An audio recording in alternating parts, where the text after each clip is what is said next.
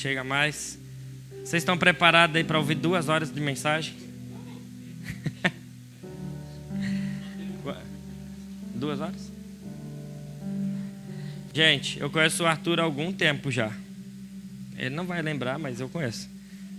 Mas eu acho que a primeira vez que eu te vi foi aquela vez no médico que eu estava liderando. Lembra que você foi pregar? Muito tempo. Meu Deus, cara, há tempos. Pode ser. E o Arthur é um presbiteriano mais carismático que eu conheço. E eu tenho minha veia presbiteriana, porque eu nasci na presbiteriana. E tenho amor pela presbiteriana, cara, de verdade. E eu ainda brinquei com o Ju essa semana, né? Eu falei assim, a gente precisa de mais presbiterianos carismáticos. Pra gente não ter essas loucuras que a gente vê a respeito do mover do Espírito. Porque daí a gente fala, não, tem que estar na palavra. E a gente não vê essas doideiras acontecendo. Então, eu honro a vida do Arthur, cara. Eu gosto muito do que você faz, cara. O teu estilo de vida de verdade, me impulsiona a querer buscar mais Jesus, é sério. Então, eu espero que nessa noite você receba ele e receba a mensagem que ele vai pregar nessa noite. Quando eu mandei mensagem para ele essa semana, ele falou, tá bom, eu vou orar para saber o que Deus quer falar para vocês desses 3 anos. E eu gosto disso, cara. Eu gosto quando ora para vir pregar, não com uma mensagem que já está pronta. Pode até estar pronta, mas perguntar para o Senhor, né? Então, estenda a mão para cá, vamos orar por ele. Pai, eu oro pela vida do Arthur agora, Jesus. Nós te damos total liberdade para o Senhor fluir através da vida do Arthur. Deus, que depois dessa mensagem, não porque ele está pregando, Jesus, mas porque teu Espírito está fluindo nesse lugar, essa igreja nunca mais seja a mesma, Pai. Nós te pedimos uma direção do céu e que o Arthur esteja com os ouvidos atentos, caso o Senhor esteja soprando para algum outro lugar. E Deus, eu como pastor dessa casa, eu libero o Arthur para fluir. E Deus, faça o que o Senhor quiser aqui, Pai. Esse lugar é teu. Em nome de Jesus. Amém.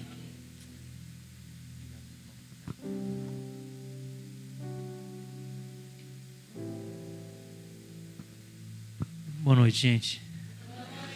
Tudo bem com vocês? Que bom. Eu quero convidar você a abrir sua Bíblia comigo no livro de Êxodo, por favor. Êxodo, nós vamos ler essa passagem. E feliz de estar aqui, primeira vez com vocês. E eu geralmente tenho a minha atenção chamada lá na minha igreja pelos meus presbíteros, porque eu prego mais tempo do que eu devia. Mas Deus está me ensinando a pregar pouco. Então, eu não sei quanto tempo que eu vou pregar, tá bom? Mas o que importa é a profundidade do que Deus vai falar com você, não é verdade? Se Deus falar 1 minuto com você, os outros 49 eu só enrolei. E não é isso que você quer, não é verdade? Aí você vai para casa, descansa, come alguma coisa, dorme cedo para acordar amanhã. Então, às vezes é melhor uma palavra que fala no coração do que um monte de palavra que só enrola. E às vezes a gente enrola. Peço que o Senhor me ajude a comunicar aquilo que Ele deseja para vocês. Quero orar mais uma vez. Senhor Jesus, obrigado por essa igreja, obrigado pelo aniversário desses irmãos aqui, obrigado por esse tempo que a gente pode ter aqui para adorar o Senhor, exaltar o Senhor.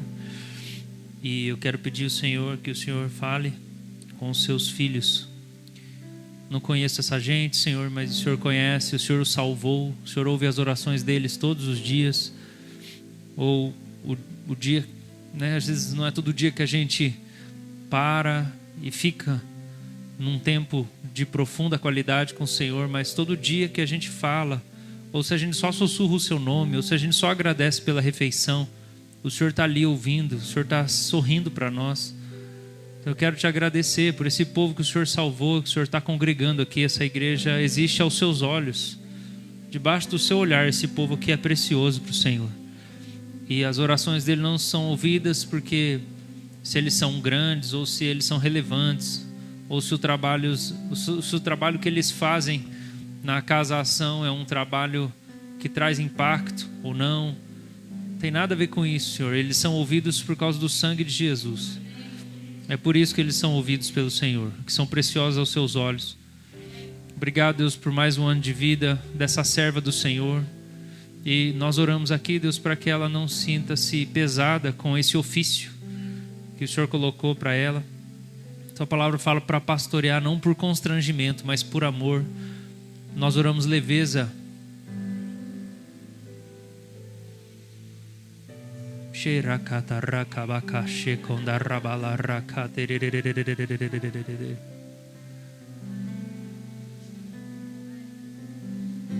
Leveza, Senhor. Dá leveza para tua serva, Senhor. Despreocupação. Derrama o óleo que despedaça o jugo.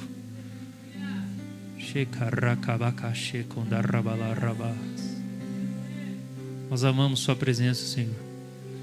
O Senhor nos convida para ter descanso na nossa alma. É isso que o Senhor quer. O Senhor quer dar descanso para a nossa alma. Faz isso com essa igreja aqui hoje, Deus. Me ajuda, Senhor. Eu quero representar o Senhor bem.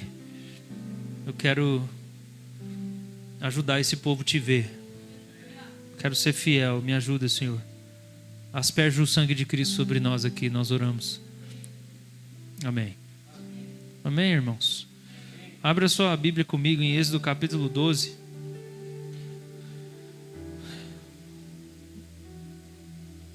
Tá, beleza.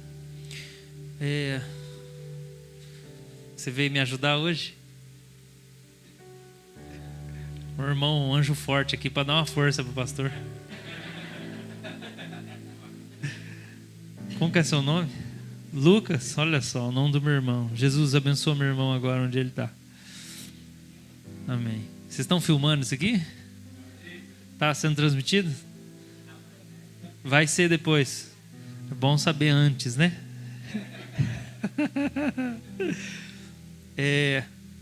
Ô Tiago, você vai ficar chateado se eu liberar o Lucas? Lucas, vai em paz, a tua fé te salvou, meu irmão. Vai e não peques mais. Fica aqui, ó, que você vai ficar mais perto de mim. Você não ficar tão triste assim. É uma limitação humana mesmo. Eu não estou acostumado, gente. Então eu acho que eu vou me concentrar melhor. Vocês me desculpam. Eu cheguei bagunçando já a igreja de vocês aqui. Não é a minha intenção. Irmãos, então talvez você saiba, não sei se o pastor de vocês preparou vocês. Eu não sou padre, né? E isso aqui é uma coisa que não foi os padres que inventaram, foi um pastor presbiteriano da Escócia que inventou. E se chama colarinho clerical. E ele representa a pureza da palavra de Deus que sai da minha garganta para vocês. Então eu falo a palavra de Deus. E por isso que aqui é branco, porque não é a minha palavra, é a palavra do Senhor. E eu espero que assim seja nessa noite, que a minha palavra não serve para quase nada. Então o que eu quero repartir com vocês nessa noite, que eu creio que o Senhor colocou no meu coração. Essa igreja está fazendo 3 anos e eu não desprezo pequenos começos, porque o Senhor não despreza pequenos começos. Fico feliz de estar aqui, muito feliz de estar aqui. Mas tem coisas que às vezes Deus coloca no coração dos profetas na Escritura e que Deus manda eles profetizarem aquilo em vários lugares. Então, talvez eu possa repetir alguma coisa, porque é algo que já faz um bom tempo que está no meu coração. E não quer dizer que todo domingo eu prego a mesma coisa na minha igreja, não quer dizer isso. Mas quer dizer que é isso que está no meu coração para compartilhar com vocês. E se eu fosse dizer o tema para essa mensagem hoje, seria uma espiritualidade que vai salvar a igreja moderna. E eu falo isso porque eu tenho visto diversos ministérios ruírem. Ministérios no Brasil, ministérios fora do Brasil, ministérios grandes, coisas que a gente admira, que a gente vê e a gente pensa, nossa, isso aqui é tão especial, tão legal, e daí passa um tempo, aquilo sucumbe, implode, aquela igreja que a gente admirava implode, aquela base missionária implode, aquilo que estava sendo construído implode. E eu acredito que a gente encontra aqui no livro de Êxodo algumas coisas, algumas marcas de uma espiritualidade que pode salvar a igreja moderna, para a gente não repetir a mesma coisa. E quando eu falo essa espiritualidade que pode salvar a igreja moderna, eu queria que você pensasse comigo o seguinte: alguém aqui já foi de outra igreja antes de ser da ação? Levanta a mão. Ok, a maioria das pessoas. Alguém aqui já foi de mais de 2 igrejas na sua vida? Levanta a mão. Ok. Alguém aqui já foi católico antes de ser evangélico? Levanta a mão. Aí foi diminuindo. Tá bom. Quando a gente pensa no cristianismo hoje, a gente pensa um monte de denominação, né? Você pensa os tradicionais, que não tem o Espírito Santo, né? Assim que pensa, né? Os tradicionais, que não tem o Espírito Santo. Aí você pensa os pentecostais. Aí você pensa os católicos. A gente geralmente pensa que eles não são crentes, né? E a gente faz essa segmentação do cristianismo. Então tem esse tipo de cristão, esse tipo de cristão e esse tipo de cristão. Mas eu quero que você pense comigo o seguinte: que dentre todas as denominações, e os pentecostais, e os tradicionais, e católico e tudo, eu quero falar de uma espiritualidade que tem algumas marcas e que ela pode existir no meio tradicional, ou no meio pentecostal, ou até no meio católico. E quando eu falo de espiritualidade, eu estou falando de um jeito de se relacionar com o divino, com Deus. É um jeito de ter uma relação com Deus. E a gente vai olhar para Êxodo aqui, como Deus está chamando esse povo para ter uma relação com Ele. E a gente poderia falar muitas coisas aqui em Êxodo, tá? É uma narrativa muito longa de quando Deus começa a tirar o povo do Egito através de Moisés. E eu quero focar em algumas coisas, mas eu queria que você pensasse comigo o seguinte: talvez a igreja de vocês use o termo discipulado, não sei. Use o termo discipulado. Outras igrejas usam o termo formação espiritual. Historicamente, esse é um termo usado, formação espiritual. É a mesma coisa para discipulado. O que a gente está falando é como que forma Jesus no outro. É isso que é o objetivo do discipulado, é formar Jesus na outra pessoa. Então, quando a gente vê aqui Deus chamando o povo para sair do Egito, você lembra qual que é o motivo que Deus vai falar para o povo sair do Egito? Quem lembra disso? Moisés, vai lá, fala com o faraó, para ele libertar o povo hebreu. Para quê? Onde? No deserto. Eles vão celebrar uma festa para mim no deserto. Eles vão me adorar no deserto. O objetivo é a adoração. É esse discipulado, essa comunhão com Deus. Então eles vão ter que ser arrancados do Egito para eles poderem entrar nesse relacionamento de intimidade, de adoração, num lugar deserto. Por quê, gente? Porque o Egito é um lugar de formação espiritual. Em outras palavras, o Egito é um lugar de discipulado. Mas não é um lugar de discipulado do Deus verdadeiro, é um lugar de discipulado da religião egípcia, dos falsos deuses, dos ídolos. Então Deus está falando assim: eu vou tirar vocês de um lugar cuja cultura, a arte, tudo que está ao redor de vocês, o ritmo de vida de vocês, o trabalho de vocês aí no Egito, tudo isso leva vocês para a idolatria, faz vocês amarem mais os ídolos e vocês não conseguem ser fiéis ao Senhor. Então, para eu poder transformar vocês, eu vou ter que arrancar vocês do Egito e eu vou levar vocês para um lugar que não tem nada, o deserto. E daí quando vocês forem lá para o deserto, vocês vão conseguir me ouvir, vocês vão ouvir minha voz, vocês vão me adorar, vocês vão prestar o culto que eu desejo. Gente, é assim que funciona a nossa vida hoje. A cidade, o mundo onde a gente vive representa esse Egito. E a gente sabe que essa saída do Egito é chamada de quê? Êxodo. Mas tem uma outra expressão. Está aqui nesse capítulo 12. É o quê? A Páscoa do Senhor. É a libertação do Egito para em direção à Terra Prometida, que é o período quando nosso Senhor Jesus Cristo, que nós comemoramos semana passada, morreu na cruz, na Páscoa do Senhor. E o que significou essa Páscoa do Senhor? Foi quando Deus passou sobre o povo hebreu. Páscoa significa passagem. Deus passou sobre o povo. E quando ele passava sobre o povo, ele vinha com juízo contra os falsos deuses, e ele via que casa tinha o sangue do cordeiro em cima da porta.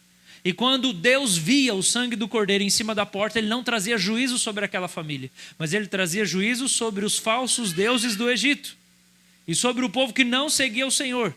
Então essa é a passagem de Deus pelo Egito. E nessa passagem ele remove o povo de lá com mão forte, como escreveu Moisés. Amém? Vocês estão comigo? O que acontece quando Cristo vem? Cristo passa. E quando Cristo está passando, irmãos, aqui pela terra, nesses 3 anos de ministério dele, ele derrama o sangue dele na cruz do Calvário, porque naquele momento da cruz, Deus estava derramando a ira contra os pecados da humanidade. Jesus levou os nossos pecados na cruz do Calvário. E isso, irmãos, foi a passagem de Deus sobre a terra para condenar os inimigos. E aquele sobre quem o sangue de Jesus está aspergido, não há condenação, não há juízo. Amém, irmãos? Agora, como é que nós vamos ser libertos do mundo?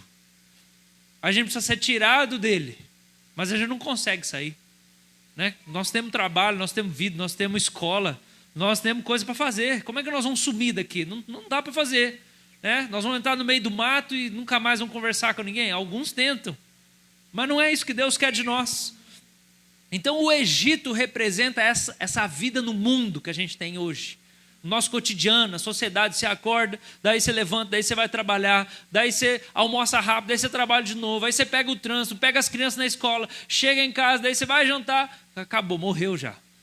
Você chega em casa, você está morrendo, você toma um banho, já está morrendo de cansaço. Como que nós vamos seguir o Senhor nessa vida nossa? Como que nós vamos fazer? Como que nós vamos viver isso? E a resposta é essa espiritualidade que vai salvar a igreja moderna. Como que nós vamos ser salvos, gente? Que tipo de relação com Deus a gente precisa desenvolver? Na história da igreja, lá pelo século IV, tinha um cara chamado Antônio. E na história ele é chamado de Antônio o Grande. E ele foi um cara que, sendo crente, ele ouviu Deus falar com ele assim: foge do mundo. E ele largou tudo que ele tinha e ele foi para o deserto. Literalmente, ele foi viver no meio do deserto. Ele ficou 20 anos vivendo sozinho, longe das pessoas. 20 anos, ele e Deus. Um diácono importante na história da igreja, chamado Atanásio, depois relatou as experiências de Antônio. E isso está registrado. Como ele lutava com os demônios, como Deus deu para ele crescimento espiritual, como Deus usava ele de maneira poderosa. Ele foi o primeiro pai da espiritualidade antiga, logo depois da igreja de Atos, que a gente vê. Então, Antônio é alguém muito importante. Só que depois de 20 anos que ele ficou sozinho, isolado, e o povo tentava procurar ele, e ele não gostava disso, porque ele queria ficar sozinho com Deus, ele ficava jejuando e orando só, isolado. E o povo tentava achar ele no meio do mato e no meio do deserto, que queriam ouvir uma palavra de Deus, queriam uma resposta. Vem, ora, porque quando você ora, Deus cura. Ele não sai daqui, gente, eu não quero ninguém, eu quero ficar sozinho com Deus. Depois de 20 anos, ele decide então que ele vai criar uma escola. E nessa escola dele, ele começa a ensinar as pessoas essa vida de oração, de intimidade que ele desenvolveu com Deus, de autoridade espiritual e tudo mais.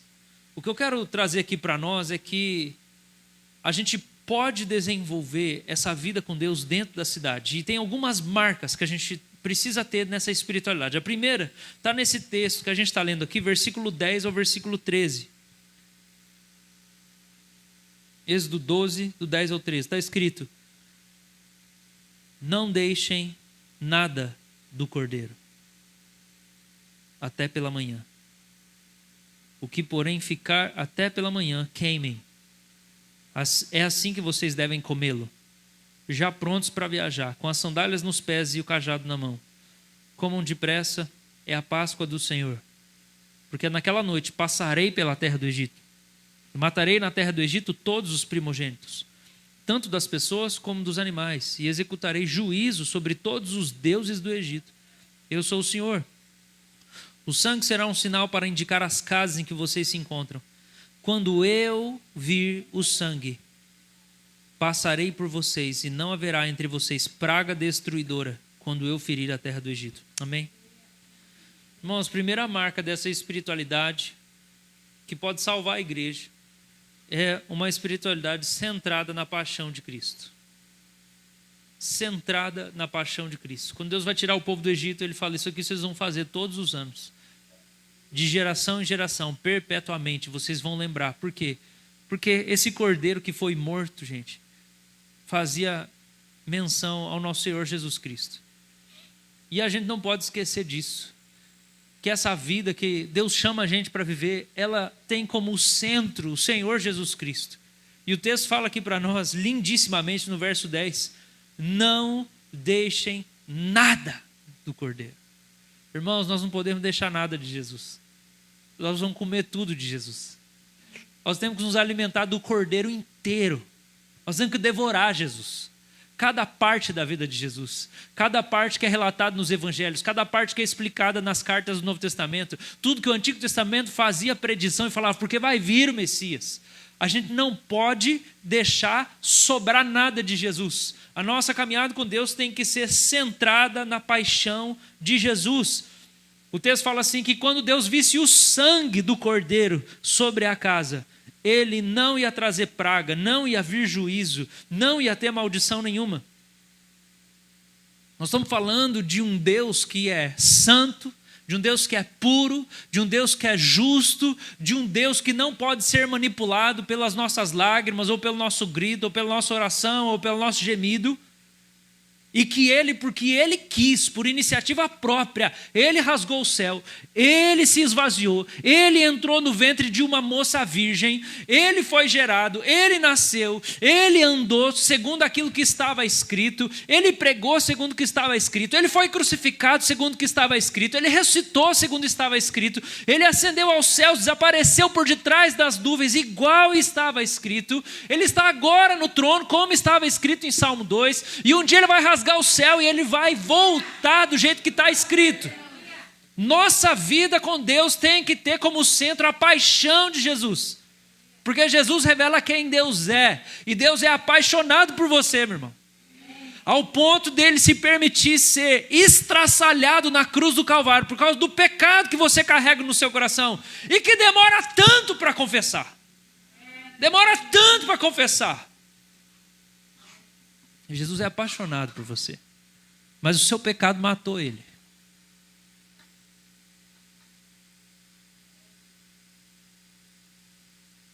Na sexta-feira de Páscoa nós recebemos uma irmã lá na igreja, o nome dela é Nehama, e ela falou com a gente sobre Cristo ser retirado da cruz por Nicodemos e José de Arimateia, como está no Evangelho de João capítulo 19.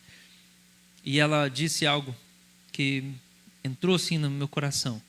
E ela falou assim: nenhum dos 12 discípulos acompanhou Jesus até a cruz e depois só o discípulo que Jesus amava, só João. E ela falou assim: os discípulos não tiveram coragem de tirar Jesus da cruz. E o texto fala que foi Nicodemos e José de Arimateia que tinham medo de ser descobertos pelos judeus. Eles eram discípulos ocultos. Era isso que João fala. Eles estavam escondidos. Sabe o crente 007? Eles eram os crentes 007. Mas eles foram pedir para Pilatos: deixa a gente tirar o corpo de Jesus da cruz. E Pilatos deixou. Então Nicodemos e José de Arimateia vão e eles descem o corpo de Jesus nos lençóis. E eles dão banho em Jesus. Eles lavam o corpo de Jesus defunto, eles limpam as feridas de Jesus, passam o perfume e o unguento, envolvem naqueles lençóis. E a irmã Nehama falou assim: sabe por que os discípulos não tiveram coragem? Sabe por que eles não quiseram ir até a cruz e tirar o corpo de Jesus? Porque eles não tiveram coragem de ver o que o pecado deles tinha feito com Jesus.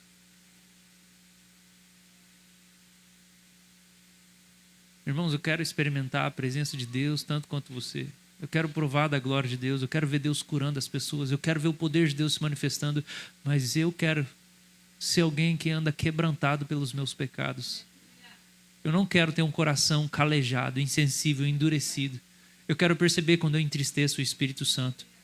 E E o único jeito é que a minha relação com Deus tem que estar centrada na paixão que Jesus tem por mim, ao ponto de ser crucificado no meu lugar. Não é sobre nós, irmãos. A igreja, a missão, o trabalho que a gente faz, não é sobre a nossa força de vontade. Não é isso. Não tem nada a ver com a gente. Sabe, não, porque o pastor, ele é bem disposto, ele tem um coração bom. Não tem não, gente. Não tem coração bom, não tem ninguém que tem coração bom. Só Jesus tem coração bom. Ele só faz isso porque o Senhor está ali, ó, revelando para ele, olha só o quanto eu amo você, vamos. Me segue, me segue, me segue. Eu amo o mundo, ama comigo. Vem amar aqueles que sofrem junto comigo. Se a gente perde a revelação da paixão de Jesus, do sacrifício de Jesus, irmãos, nossa fé não tem mais sentido. Eu não quero ir para a igreja para ficar sentindo coisa só. Eu quero ter revelação de quem é o Senhor. Eu quero conhecer Jesus, eu quero conhecer Deus, eu quero saber quem Ele é. Ele que me dá a vida, Ele é o pão da vida. Eu quero comer tudo do Cordeiro. Amém, irmãos? É mais do que a gente ter uma resposta de um clamor que a gente está fazendo, porque tem alguém doente, alguém que está nas drogas, alguém que está com algum problema, ou nós estamos sem emprego. É mais que isso, gente. Essas coisas acontecem ali, ó. Daqui a pouco Deus dá um emprego para você, responde, fácil. Mas é mais do que isso. A vida eterna é conhecer a Jesus e aquele que o Pai, e aquele que enviou Jesus. João 17,3. Nós temos que conhecer o Senhor. A nossa espiritualidade, nossa vida com Deus, precisa ter Jesus no centro. A paixão de Jesus no centro. Não é a nossa paixão. Você está entendendo o que eu estou falando? Não é a sua paixão por Ele. Não é a sua paixão por Ele. É a paixão dEle. É a paixão dEle. E paixão significa sofrimento. É o sofrimento por amor. Porque a gente é animado só no começo, gente. Só no começo. Pela graça do Senhor, hoje nossa igreja tem, nem sei, 15 anos eu acho, 17 anos. 15, acho que é 15. Não tem nada a ver comigo. Quantas vezes eu já quis largar? Quantas vezes eu falei, não Deus, não quero mais esse negócio não. Amo você pastor, mas não Deus. Recebi convite para ir para outro estado, recebi convite para ser pastor em outro país, recebi convite. Aí eu ia lá falar, ô Jesus, e daí? Então, essa ideia é boa, hein, Jesus, vamos? Aí o Senhor falava, não, ficar, seu lugar é aí. Irmãos, é só por causa dele que a gente faz as coisas. Não é porque a gente é animado, porque a gente é determinado. Porque tem dia que a gente não é. Tem dia que você não é. Mas o que vai renovar o seu coração é uma visão do sofrimento de Cristo outra vez. Segunda coisa. Vamos mudar de passagem. Êxodo 4, 22. Êxodo 4, 22.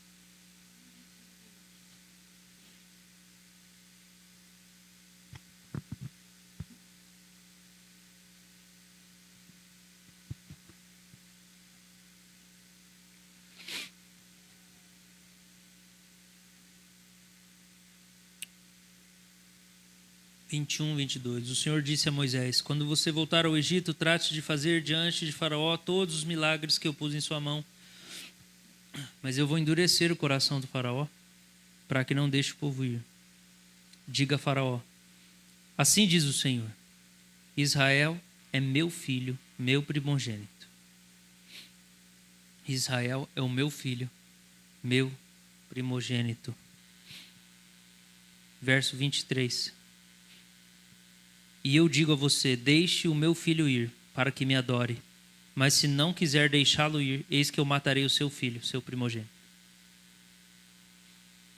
Vocês entenderam a conversa com o Faraó?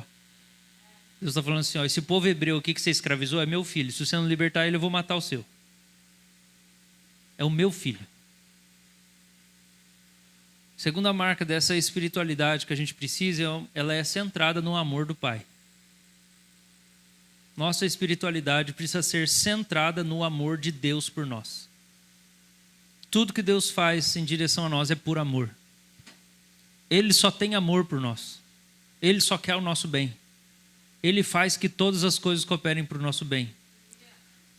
Quem disse que Deus não queria o nosso bem foi a serpente lá no jardim, para os nossos pais, Adão e Eva. Ah, Deus disse que do dia que você comesse da árvore, você ia morrer? Na verdade, não é isso. Na verdade, é que se você comer da árvore, você vai ficar bom, igual Deus. E Deus não quer o seu bem. Quem falou isso foi Satanás. Satanás é que coloca dúvida no nosso coração sobre as intenções de Deus por nós. Deus não tem nenhuma intenção ruim para nós. E a gente precisa continuar dia após dia buscando crescer nessa confiança que do amor que o Senhor tem por nós. Eu vou falar coisas pequenas que a gente precisa confiar no Senhor. Para mim, por exemplo, eu sou acostumado a estudar, preparar minhas mensagens, escrever praticamente. Eu escrevo muito mais do que eu consigo falar quando eu vou pregar. Eu me animo e tal. E nesses dias, essas últimas semanas, o Senhor tem falado comigo assim, tem me convidado a descansar. Deixa comigo. Não precisa preparar tanto, não. Falei, tá bom. Porque eu sei que não é preguiça e não é coisa da minha cabeça, porque o meu natural é preparar. Falei, tá bom, Senhor. Aí um irmão mandou um áudio para mim ontem, falou assim, pastor, tive um sonho. Eu chegava no culto e você falava, hoje não tem slide, porque Deus mudou a pregação. Deus já fez isso um monte de vezes. Só que Deus fez isso e eu sabia qual que era a pregação. Eu sabia, eu não vou pregar o que eu tinha preparado, porque Deus me deu uma outra coisa. E está muito claro, eu vou pregar para vocês isso aqui. Então é fácil fazer isso desse jeito. Aí ontem eu fui deitar, antes de dormir, eu falei com a minha esposa, vamos orar aqui para Deus falar, o que nós vamos pregar, o que eu vou pregar amanhã. Ok. Então tá, sentamos na sala de Jesus, estamos aqui, nós chamamos, tal. Pode falar o que eu vou pregar. Amém. Não veio nada não. Não, mas tá tudo bem, eu vou dormir, daí Deus vai me dar um sonho. E vai falar a pregação, daí amanhã eu vou acordar e vou pregar. Dormir. As crianças ficaram gritando da 11 a 1 da manhã. O capeta estava lá em casa essa noite. Que elas dormem que são anjos. E ficaram berrando lá. Tá bom, capeta, você veio aqui também. Tá bom. E eu acordava no meio da noite assim. Deus já deu a palavra? Não deu a palavra. Juro para vocês. A pressão de performar no púlpito é tão grande. A pressão de ser bom para as pessoas é tão grande. Comecei a ficar nervoso. Falei assim, o que eu vou pregar? O que eu vou pregar? O que eu vou pregar? Beleza, acordei de manhã. Nada. Não sei o que eu vou pregar. Não, já sei, eu vou tomar banho, eu vou ajoelhar no chuveiro, daí Deus vai falar comigo. Ajoelhei no chuveiro. Nada. Falei, tá bom então. Deus, tô aqui. Leva o cachorro para passear, sai de casa, vai para a igreja. Vai orar com os irmãos do louvor, vai começar o culto. Senhor, estou aqui. Nada. Irmão, vai dar 10 minutos para eu subir no púlpito e pregar. O que eu vou pregar, Deus? Nada. Falei, deixa eu dar uma passada aqui num versículo que eu li essa semana. Aí Deus falou tudo. Pronto, prega isso. Comecei a ficar cheio do temor do Senhor. Temor de Deus imenso. Deus deu uma palavra, preguei. Comecei a receber um monte de mensagem do povo. Ai, pastor, era para mim. Um monte de gente falando, era para mim. E o que eu fiquei refletindo sobre isso depois? Às vezes a gente erra quando a gente ouve Deus, né? A gente acha que Deus quer fazer uma coisa, mas na verdade não era aquilo que a gente achava. Já aconteceu isso com você? Eu achei que era Deus que tinha falado comigo. E não era Deus, coisa nenhuma. E daí o irmão que me mandou o sonho, eu até quase mandei mensagem, falei assim, você está em pecado, irmão? Está tudo certo na sua vida? Para saber se é Satanás que deu esse sonho ou Deus. Porque eu estou assim, eu decidi acreditar nesse sonho seu, mas não veio nada. E daí até o final eu assim, Deus, e daí, meu Deus do céu? Gente, sou presbiteriano, para o presbiteriano o sermão é o centro do culto.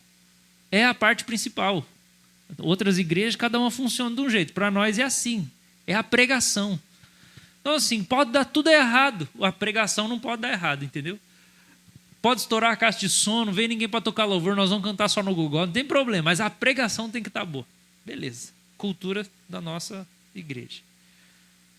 Eu sei que um irmão perguntou depois, e daí, pastor? Você sabe que eu podia ter errado no sonho, né? Eu falei, eu sei que você podia ter errado no sonho. Mas eu tenho aprendido a arriscar. Sabendo que toda vez que eu arrisco, eu estou colocando à prova o quanto eu confio no amor de Deus por mim. Eu estou arriscando em níveis diferentes agora. Eu falo assim, olha Deus, vamos ver se você vai fazer, porque eu estou deixando então. Não quero mais controlar. Eu vou deixar na sua mão, olha lá, hein, Senhor. Ó. Irmãos, o Senhor trata a gente como filho. E quando ele foi tirar o povo do Egito, esse era o argumento para conversar com o faraó. José, você é meu filho. Se o faraó não soltar você, eu vou matar o filho dele. Fica tranquilo. Cláudia, Suzana, Carlos, João, você é meu filho. Irmão, Jesus matou Jesus na cruz. O Pai matou Jesus na cruz. Deus sacrificou Jesus na cruz. Isaías 53 fala assim, ao Pai agradou esmagá-lo. Deus se agradou de esmagar Jesus na cruz por causa dos seus pecados. Ele ama você. Você é filho dele. Amém, irmãos? Sua caminhada com o Senhor precisa estar focada nesse amor que Deus tem por você. Tem que estar centrado nisso. Primeiro, na paixão de Jesus. Segundo, no amor dele por você. A gente vê nessa história aqui de Moisés que, num determinado momento, não sei se você já leu essa parte na Bíblia, e você ficou se perguntando se era isso mesmo. Que Deus tenta matar Moisés. Alguém lembra dessa passagem? Ou não? Tem um texto em Êxodo que fala que Deus tentou matar Moisés. Primeiro que eu penso, como é que ele não conseguiu? Segundo, por que ele tentou matar Moisés? O texto fala para nós que Deus veio com juízo sobre Moisés por causa de uma coisa, porque Moisés não tinha circuncidado o filho dele, Gerson. E qual que é o problema disso? O problema disso, irmãos, é que é a circuncisão dá identidade. Quando o judeu circuncida o filho no 8º dia, aquele menino tem uma marca no corpo que significa que ele pertence ao povo da aliança. Ele é parte do povo de Deus. O Deus de Israel é o Deus dele também. Deus ouve ele, Deus cuida dele, Deus guarda ele. Irmãos, Deus tenta matar Moisés, por quê? Porque Moisés não está dando a confirmação da identidade para o filho. E Deus está arrancando o filho dele, primogênito do Egito, e falando, fala para esse povo que eles são meus filhos. Irmãos, a gente não pode duvidar das intenções de Deus para conosco. Nós não podemos duvidar. Mesmo quando vem uma doença, mesmo quando vem uma desgraça, mesmo quando o Caio está lá no hospital, nós estamos orando, Deus, cura o menino. É saber, Senhor, eu sei que todas as coisas cooperam para o bem daqueles que amam a Deus, que foram chamados segundo o seu propósito. Eu sei que os seus pensamentos são mais altos que os meus. Eu sei que o Senhor me ama de um jeito que eu não te amo. Nossa caminhada com o Senhor precisa estar firme no amor que o Senhor tem por nós. Terceira coisa, vai comigo, Êxodo capítulo 3, versículo de número 7.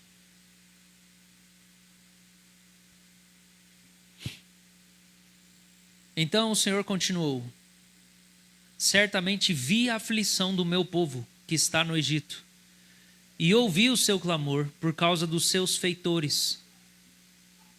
Conheço o sofrimento do meu povo. Por isso desci, a fim de livrá-lo das mãos dos egípcios, e para fazê-lo sair daquela terra, e levá-lo para uma terra boa e ampla, terra que mana leite e mel. O lugar do cananeu, do Eteu, do Amorreu, do Ferezeu, do Eveu e do Jebuseu. Pois o clamor dos filhos de Israel chegou até mim, e também vejo a opressão com que os egípcios os estão oprimindo.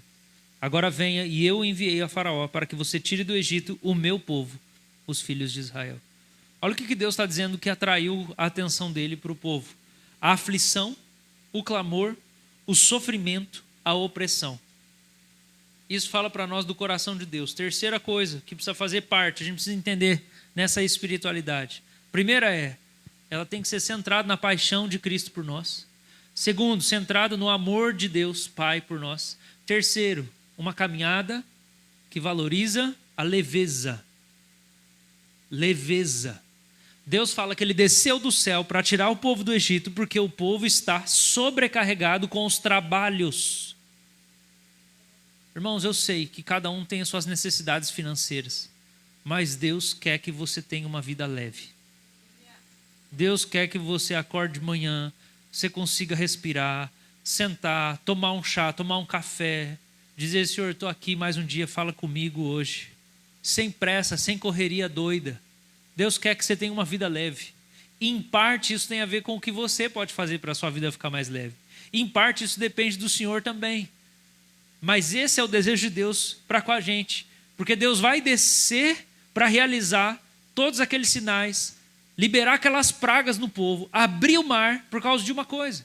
O povo dele está em aflição, está clamando, está em sofrimento, está oprimido. E Deus fala: eu não tenho isso para o meu povo. E alguns de nós vivemos em aflição, em opressão, em sobrecarga. Uma vida sobrecarregada, de muitas preocupações, de muitas coisas para fazer, de muita preocupação ministerial. Não é a vontade de Deus. O fardo de Jesus é um fardo leve. Ele quer dar descanso para a nossa alma. O melhor jeito para a gente mudar o mundo é a gente não perdendo a paz que Cristo nos dá. Porque as pessoas vivem aflitas, agoniadas, angustiadas. Se eu proteger a paz que o Senhor colocou em mim, se eu tiver uma vida leve, mais simples. Irmãos, Deus está abençoando nossa igreja lá. Ela está crescendo um pouco. E o povo fica vindo de vez em quando, pelo menos algumas vezes por semana. Tem gente que me manda no WhatsApp: oi pastor, tudo bem? Eu sou novo na igreja, eu queria encontrar. Irmãos, eu amo pessoas, mas eu tenho 2 bebês gêmeas. E eu tenho várias coisas e eu tenho respondido frequentemente: irmão, que bom, glória a Deus, eu não vou conseguir encontrar você. Não vou. Mas eu vou te indicar outro líder da igreja que você vai poder conversar, que você vai poder encontrar. Eu podia lotar a minha agenda para encontrar todo mundo. Puxa, nossa, porque a nossa igreja está crescendo, que bênção, que coisa legal. Podia. Eu não vou fazer a vontade de Jesus desse jeito. Eu vou desagradar a Deus. Por quê? Porque o Senhor é movido quando eu estou em sobrecarga. Ele se indigna com a opressão. E às vezes a sobrecarga da minha vida sou eu mesmo. Eu arranjo tanto compromisso para a cabeça. Você vai conversar com as pessoas hoje, você pergunta: como é que você está? Qual que é a resposta? Uma resposta padrão das pessoas: está na correria. Está na correria. Da onde, meu filho? Você está correndo de quem? Para onde? Para quem? Por que correria? Por que essa pressa toda? Por que esse agito todo? Por quê? Jesus conquistou tudo na cruz. Calma. Ele tem vida em abundância para você. Por que você quer ganhar o mundo? Cuidado para não perder sua alma. Foi isso que o Senhor falou, não foi? E que adianta ganhar o mundo e perder a alma? A gente precisa cuidar, porque a nossa caminhada com Deus não é uma caminhada de produzir. Jesus não manda a gente produzir. Jesus fala assim, ó: permaneça em mim. Se você permanecer em mim e as minhas palavras permanecerem em você, você vai pedir o que você quiser e vai ser feito. E você vai dar muito fruto. Jesus não mandou a igreja dar fruto. Está entendendo? Jesus não mandou você dar fruto. Jesus mandou você permanecer nele. Permaneça em mim. Se você permanecer em mim e as minhas palavras permanecerem em você, você vai dar fruto. Você vai dar fruto. Como que eu vou dar fruto? Permanecendo em Jesus. Então eu permaneço em Jesus e o fruto acontece. Tem alguma árvore de alguma coisa aqui? Um pé de limão, alguma coisa aqui? Se você sai aí, eu não sei. Já saiu para orar por aí, pastor? Às vezes você vai andar por aí. Alguém já saiu mais para orar aí pelos quintal, tentar ouvir a voz de Jesus? Você já ouviu, passou aí no quintal, ouviu um pé de limão gemendo? Já ouviu o pé de limão gemendo? E daí, de repente, você vai parando para ver assim, tá, tem um limãozinho começando a crescer. Aí você fala: nossa, tá dando limão. Eu nunca vi isso aí. Por quê, gente? Porque a árvore não tem que fazer força para dar fruto, gente. Você não tem que fazer força para dar fruto. Você não tem que ficar gemendo, não, se esforçando. Você só tem que permanecer em Jesus. Permanece em Jesus. O fardo dele é leve, a caminhada é mais leve. Se você permanecer no Senhor, na presença do Senhor, na palavra do Senhor, em comunhão com o Senhor, o fruto vai brotar da sua vida. E isso é uma caminhada mais leve do que talvez você está acostumado a ter. Muita cobrança. Eu preciso fazer, eu preciso fazer, eu preciso fazer. Irmãos, essa é uma luta que a gente tem lá na nossa igreja, assim, que a gente está frequentemente conversando na liderança. Não vamos agir por demanda. Alguém precisa fazer isso, alguém precisa fazer aquilo, alguém precisa... Igreja pequena é assim. Sempre tem alguma coisa que não está sendo feita que alguém precisa fazer. E eu falo, não vamos fazer. Não vamos, Não vou. Por quê? Porque eu sei o que Deus mandou fazer. Ele não mandou ficar tapando todos os buracos e apagando todos os incêndios. Calma. Vamos pedir para Jesus mandar alguém. Mas enquanto isso, pastor, nós vamos trabalhar o domínio próprio e a paciência. E o demônio próprio vai embora, amém? Amém? Se você não aguenta, é porque ele já está manifestando. A gente não é chamado para viver por demanda. Senão a gente se acha Jesus, o salvador de tudo, o salvador da igreja, o salvador da família. Não, porque a tia está doente, porque a mãe precisa de curativo, porque o filho tem problema na escola. Você não é Deus. Você não vai conseguir salvar sua família. Tem irmãos? Tem. Manda eles visitar os seus pais. Você dá conta de tudo? Não dá conta de tudo. Reconheça seus limites como ser humano. Deus é Jesus, você não é Deus. Isso não é o evangelho, isso não é o cristianismo. Você está entendendo que eu estou falando de uma espiritualidade diferente do que talvez você está acostumado? É um outro tipo de relação com Deus. Não é a relação da sobrecarga, de que Deus te cobra o tempo inteiro para você fazer e dar resultado e produzir, porque a obra está aí. Irmãos, o fardo de Cristo é um fardo leve. Que bom que uma irmã está crendo na palavra nessa noite, aleluia. Eu estou caminhando quase no final, amém? Eu comecei às 7 e deu bastante tempo. Verso 13 e 14. Moisés disse para Deus: eis que quando eu for falar com os filhos de Israel e lhes disser, o Deus dos seus pais me enviou a vocês, eles vão perguntar, qual é o nome dele? E então o que lhes direi? E Deus disse a Moisés, eu sou o que sou. Disse mais, assim você dirá aos filhos de Israel, eu sou me enviou a vocês. Quarta marca dessa espiritualidade é uma espiritualidade de anonimato. Anonimato. Nem Deus fala para Moisés qual que é o nome dele. Nem Deus fala para Moisés. E não é para Moisés fazer o ministério e a obra no nome dele mesmo. Porque quando Moisés foi fazer no nome dele, ele matou um cara. Não é na força dele, não é no nome dele, não é a honra dele. E quando Moisés fala assim, então Deus, me diz o seu nome para eu chegar no faraó e dar uma carteirada, ó, pá! E Deus falando, eu sou o que sou. Não vou falar nem meu nome, você só me obedece. Anonimato. Ninguém precisa saber quem você é, nem saber quem eu sou. Só vai que vai dar certo. Não, Deus, mas se eu falar quem é o Senhor, daí eles vão já estar com medo antes. Deus fala para Moisés, não precisa disso. Só me obedece. Uma espiritualidade de anonimato. Ninguém precisa conhecer você, as suas boas obras, tudo o que você faz, como você é esforçado, porque só eu trabalho aqui nessa igreja, só eu nessa casa, eu faxino essa casa, eu faço a comida, eu me esforço, ninguém vê o meu sofrimento, e não é para ver mesmo.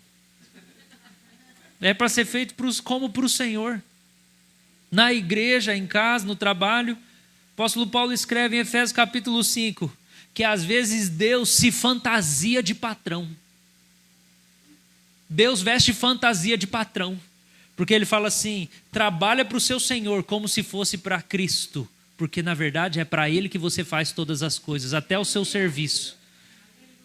Então Deus se fantasia de patrão. Você está lá achando que você está trabalhando para o seu chefe, na verdade você está trabalhando para Cristo. Amém, irmãos? Tudo que você faz é comer ou beber, é trabalhar, é para a glória de Deus, é para Cristo. Então quem tem que te ver? É Cristo, irmãos. Porque não tem nada melhor do que você ouvir o elogio de Cristo. Falando assim, servo bom e fiel. Eu vi que você foi fiel no pequenininho. Fica tranquilo. Eu vou honrar você no momento certo. Irmãos, o povo não tem que ver o que nós estamos fazendo, nem achar que é bonito. Quem tem que achar que é bonito é o Senhor. Ele que tem que ver e falar, tá bom, isso está muito bom. Ou quem olha e fala assim, todo mundo gostou, né? Mas eu não. O que importa é o que ele tem para dizer. E isso tem a ver com anonimato. Eu não querer ser visto. E, gente, como é viciante, né? Nós estamos viciados nessa dopamina do like. A gente quer que o povo veja, olha só. Visitei. Como é que é onde vocês vão lá agora? No aniversário de casamento? Onde que é? Gramado? Gramado. Irmãos, legal assim, né? Mas sim, as pessoas têm que ver tudo que você faz da sua vida? Para que elas têm que ver? Gente, sabe de uma coisa? Eu não quero saber o que o povo da minha igreja está fazendo, sabia? Que eu peco menos. De raiva. Se você entrar lá, primeiro você não vai achar o meu Instagram, porque ele está desativado. Eu vivo ativando, desativando. Quando eu vejo que está pegando muita minha atenção, eu já assumo de novo. Mas se um dia eu ativar de novo, você me encontrar lá, você vai ver quem que eu sigo. Minha mulher e a nossa igreja. Não sigo mais ninguém. Eu não quero saber o que as pessoas estão fazendo. Eu só quero saber na hora que eu sentar para tomar um café com elas. Daí elas falam para mim o que elas estão fazendo. Para que eu quero saber da vida dos outros? Sem saber eu já peco, eu já julgo elas. Imagina se eu souber. Isso aí é para Deus. Ele que sabe lidar com onisciência. Eu não sei não. Então eu não quero também que você fique sabendo da minha vida, tá bom? Quem vai me julgar é o Senhor. Então a gente é chamado para uma espiritualidade de anonimato, gente. Tá? Num tempo de muito narcisismo. Que as pessoas são apaixonadas por si mesmas o tempo inteiro. Autopromoção o tempo inteiro. O tempo inteiro. O tempo inteiro sou eu. O tempo inteiro, curte aqui o meu negócio. O meu negócio, a minha marca, o meu nome. Não quero não, gente. Não quero. Uma irmã hoje cedo da igreja veio falar comigo assim, ai pastor, ontem eu fui não sei aonde, e daí, gente, eu não lembro mesmo a história, mas a pessoa, ela falou assim, não, porque você é da igreja? Daí ela falou, eu sou. Onde você é? Sou da presbiteriana. Ah, é? Eu conheço uma que tem um nome meio diferente. Eu falei assim, a minha tem um nome diferente. Ah, é a igreja tal? É? Nossa, é a do pastor Arthur? Ela falou, é. Nossa, eu conheci ele lá não sei aonde, no que ele pregou e tal. Aí eu falei, irmã, não é minha igreja, eu não quero que seja minha igreja. Está tudo bem que você falar, eu não quero, eu só congrego aqui. Eu não quero. Eu quero sumir aqui. Gente, o pastor bom é aquele desnecessário. Sábado passado a gente teve lá um momento lá, o povo estava fazendo louvor na igreja e orando uns pelos outros. Já era umas 8 da noite, eu já estava em casa com as bebês. Era das 5 até as 8 da noite. E daí deu 7, 7h30, eu fui embora, fui pôr os nenê para dormir. Lá a gente faz os nenê dormir sempre no mesmo horário, é por isso que eles dormem a noite inteira. A gente respeita essa biologia dos bebês.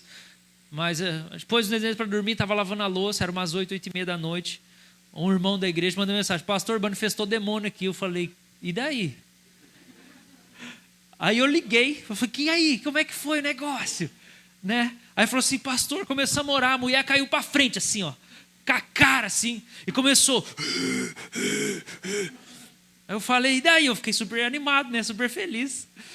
E daí? Ele falou assim, não, daí veio o outro, começou a fazer o sinal da cruz, do crucifixo. Aí apareceu a irmã, abraçou e falou, você é amada de Deus. Eu falei, o cara abraçou o capeta, virou uma coisa louca. Eu falei, e daí, o que aconteceu? Eu falei assim, não, no final nós tiramos lá e o capeta foi para a sala das crianças. Verdade. Foi a esposa do irmão ali que viu o capeta saindo e indo para a sala das crianças. Foi daí, nós ficamos lá, ficamos repreendendo uma meia hora. Eu falei, aleluia, glória a Deus. Que coisa boa, né? Que bom que eu não estava aí, porque daí vocês chamaram Jesus. Porque se eu tivesse, vocês iam chamar eu. E eu estava aqui secando a louça. Olha que coisa boa. Quer dizer que eu estou fazendo o meu serviço. E vocês estão sabendo tirar os capetas. Então, domingo que vem nem vou mais. Gente, anonimato. Ninguém vai poder falar, porque o pastor Arthur tirou o cabelo. Nem fui eu, nem estava lá. Nem precisa que seja, meus irmãos. Último lugar, último ponto dessa espiritualidade que a gente precisa desenvolver. Versículo 18, capítulo 3, verso 18. Ouvirão o que você vai dizer, e você irá com os anciãos de Israel ao rei do Egito e lhe dirá: Senhor, o Deus dos hebreus veio ao nosso encontro. Agora deixe-nos ir caminho de 3 dias ao deserto, a fim de oferecer sacrifícios ao Senhor, nosso Deus. Gente do céu, 3 dias de caminhada. Eu já fiz 2 dias de caminhada, quando eu fiz uma trilha descendo para Paranaguá. Não lembro qual que é o nome daquela trilha lá. Lá em 4 Barras, lá. Itupava. Gente, andamos bastante, hein? Com aquela mochila e tal. 3 dias de caminhada. Demora, hein? 3 dias, e sabe quem que estava? Dá uma olhada comigo. Capítulo 10, versículo 8 e 9. Olha quem que estava.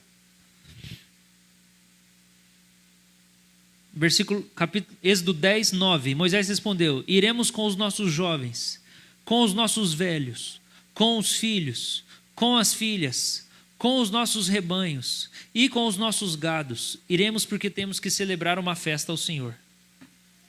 Gente, olha o tanto de gente que ia nessa caminhada, nesse êxodo. Você acha que ia ser rápido? Pelo menos 3 milhões de pessoas.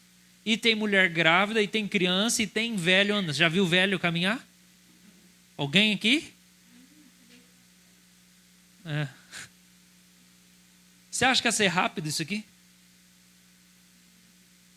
Quinta marca dessa espiritualidade que eu creio que vai salvar a igreja: lentidão.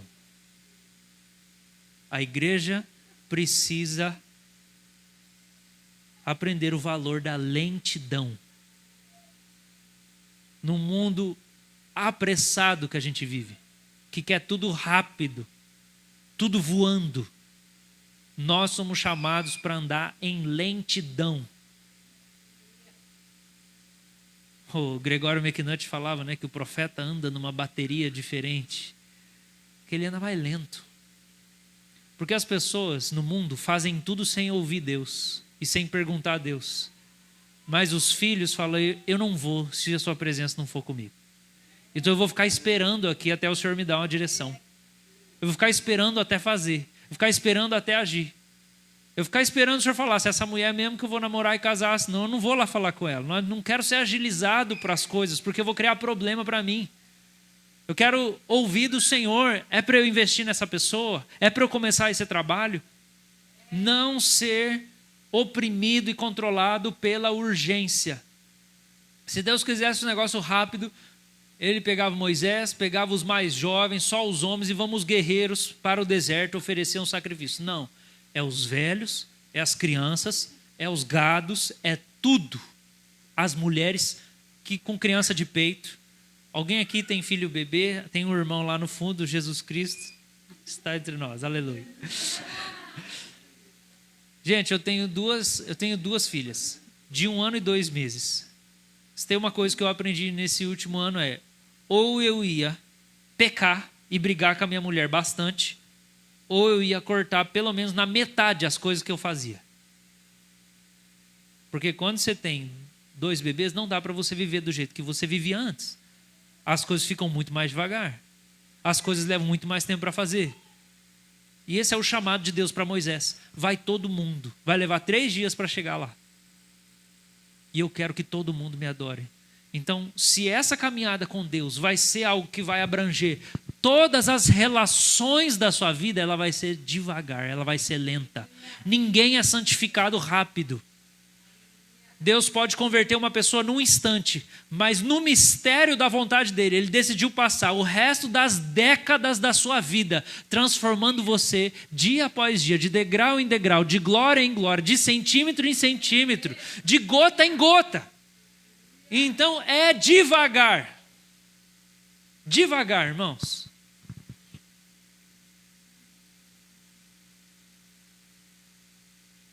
Se você não entender isso, você não vai aprender a esperar no Senhor. E Saul foi rejeitado e a unção foi removida dele, porque ele não esperou Samuel chegar. E quando ele termina de fazer o sacrifício, que era papel de sacerdote, Samuel chega. E Samuel fala, porque você não esperou, não ouviu a palavra de Deus, ele rejeitou você como rei. Porque Saul não esperou. Ele perdeu a unção, ele perdeu o ministério, ele perdeu o que Deus tinha para ele. Porque ele não esperou. Então, irmãos, lentidão tem que entrar na nossa cabeça. Quero dar uma dica, uma sugestão para você. Seus tempos de oração. Não fica só clamando, intercedendo e gritando e tentando furar o céu. Tenha momentos de silêncio. Se você ora aí 30 minutos por dia, tenta tirar, pega 5 minutos. 10 minutos desses 30. Senta, olha na frente da janela e fala, Jesus, eu vim aqui só esperar no Senhor. E só fica lá. Trabalha o seu coração. Reprograma seu coração apressado, agitado, ansioso, na presença de Deus. Espera no Senhor. Quem renova as forças não é quem fica agitado, clamando o tempo inteiro. Quem espera no Senhor renova suas forças. E esperar e falar assim, Deus, eu não vou pôr a mão, eu vou esperar o Senhor fazer. Então eu estou aqui esperando. Lentidão, não ter pressa. Tem um autor antigo chamado E.M. Bounds. Ele escreve sobre oração e ele fala assim, os homens procuram cada vez novos métodos para fazer a obra de Deus. Só que o método de Deus são homens, pessoas. As igrejas estão procurando métodos, os ministérios estão procurando métodos. Um novo método, agora o negócio vai bombar. Só que o método de Deus são pessoas. Que Ele pode trabalhar, que Ele pode lapidar, que Ele pode moldar, que Ele pode transformar. Sabe quanto tempo leva para Deus formar uma pessoa confiável no reino de Deus? Quanto tempo leva Deus para Ele modelar um líder, um Moisés da vida? 80 anos para Moisés ficar pronto. Gente, pensa na lentidão da vida do Senhor Jesus Cristo. 30 anos para começar o ministério. 30 anos, gente. Devagar demais, não foi?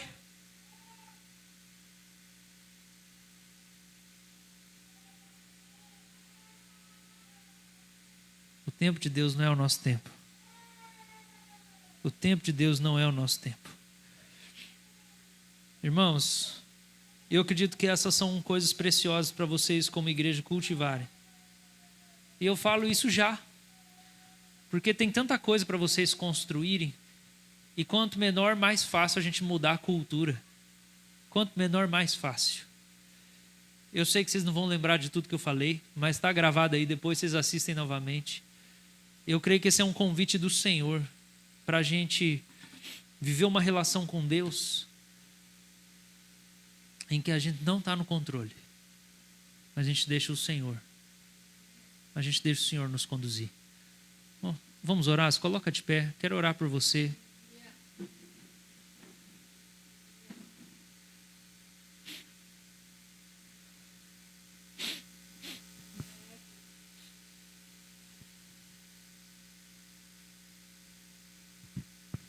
Senhor, no nome de Jesus, eu te agradeço por essa igreja e pelo que o Senhor tem feito aqui no meio do seu povo.